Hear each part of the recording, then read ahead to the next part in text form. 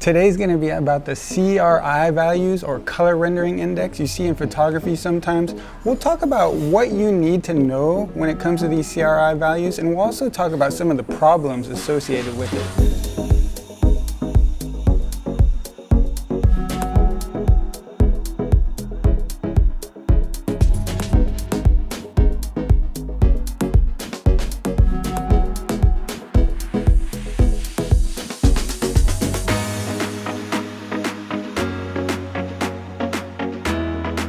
So the biggest problem with CRI values, and I think a mistake a lot of people tend to make, and you might see these values when you're like searching for a flashlight or something to use in your photography, but the problem is they're only relatable at specific color temperatures.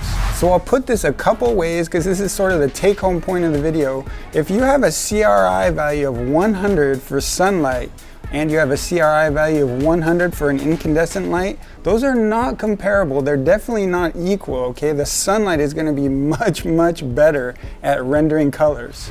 So if you have a light source that has a CRI of 100, and it's say the sun, and a light source that's a CRI of say 80, and it's an incandescent bulb, how do you compare those two? Well, you know the sunlight's better, that's for sure.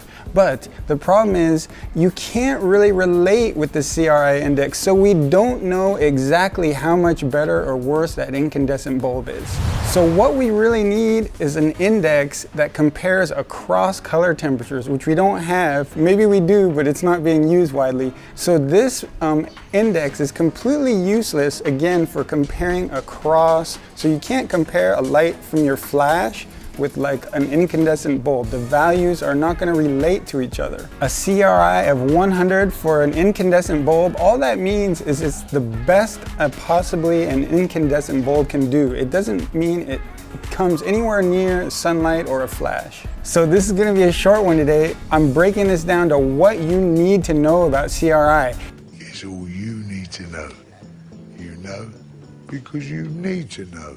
And pretty much all you need to know is light from our flash, the flashes we buy for photography flashes, and then light from the sun is the best. It outshines everything. It's better for rendering colors. And I think personally, color rendering index tends to be related to contrast. So when we have a light that's really, really good with rendering colors well, like the sun or our flashes, it's also gonna render contrast really well.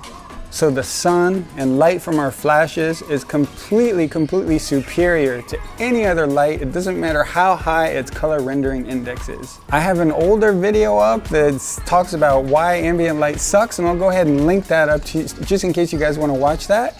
But I hope this helps you in, analyzing one of your purchases soon or in the future about color rendering index and how it's just completely useless for us, and how maybe somebody somewhere needs to update this index and change over to values that are able to compare from one color temperature to the next, which we're not able to do with the color rendering index.